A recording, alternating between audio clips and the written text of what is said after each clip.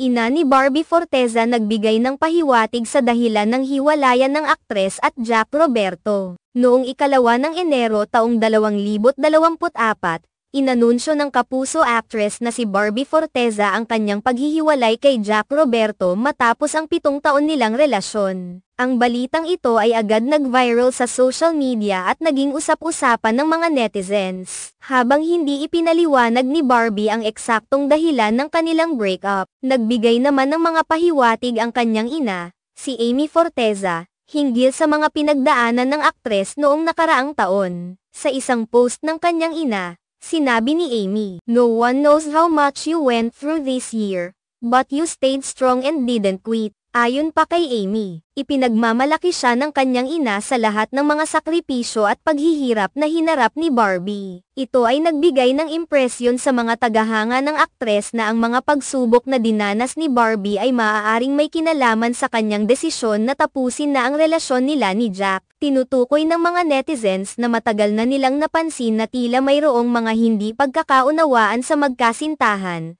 Ngunit walang malinaw na pahayag mula kay Barbie tungkol dito. Habang ang mga fans ay nagbigay ng mga opinyon at haka-haka hinggil sa dahilan ng breakup, may mga nagsabi na maaaring may third party na involved sa paghihiwalay ng dalawa. Ang mga netizens ay nag-usisa kung ang kanilang relasyon ba ay nasira dahil sa pagkawala ng pagmamahal ng isa sa kanila o dahil sa hindi pagkakasunduan. Iba naman ang nagsasabi na baka nagkaroon lamang sila ng mga personal na isyu na hindi nila kayang pagdaanan at ito na lang ang naging dahilan upang magdesisyon sila na maghiwalay. Isa pang usap-usapan ay ang koneksyon ni Barbie kay David Lococo, ang kanyang katandem sa mga proyekto. Ibinunyag ng mga ilang netizens na may mga pagkakataon na tinitingnan nilang may espesyal na ugnayan ang dalawa sa kabila ng kanilang mga proyekto sa telebisyon. Kabilang na dito ang kanilang hit series na Maria Clara at Ibarra. Kasunod ng breakup ni Barbie kay Jack,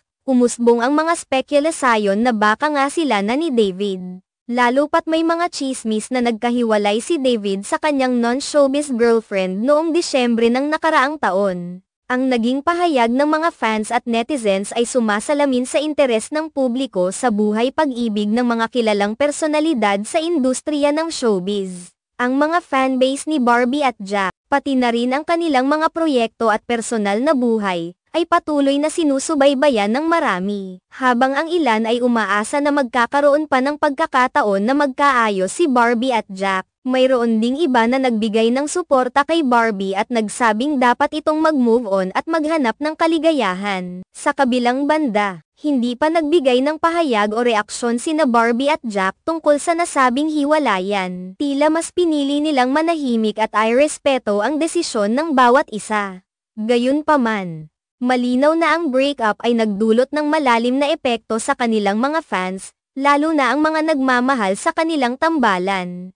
Sa kabila ng lahat ng ito, ang mensahe ng kanyang ina kay Barbie ay nagpapakita ng pagmamahal at suporta sa kabila ng mga pagsubok na kanilang pinagdadaanan. Tinutulungan ni Amy si Barbie na malampasan ang mahirap na sitwasyon at patuloy na magsikap para sa kanyang sariling kaligayahan at tagumpay. Sa ngayon, marami pa rin ang umaasa na makikita nila si Barbie na muling magbabalik loob sa kanyang sarili at magpapatuloy sa kanyang karera sa showbiz, na walang alinlangan ay patuloy na nagbibigay saya at inspirasyon sa kanyang mga tagahanga. Sa kabila ng mga haka-haka at spekulasyon, ang mga sumusubaybay kay Barbie ay nanatiling tapat at patuloy na nagbibigay suporta sa kanya. Marami ang umaasa na mas magiging mabuti ang hinaharap ni Barbie, at na magiging masaya siya sa kanyang mga susunod na hakbang, maging ito man ay sa kanyang personal na buhay o sa kanyang career.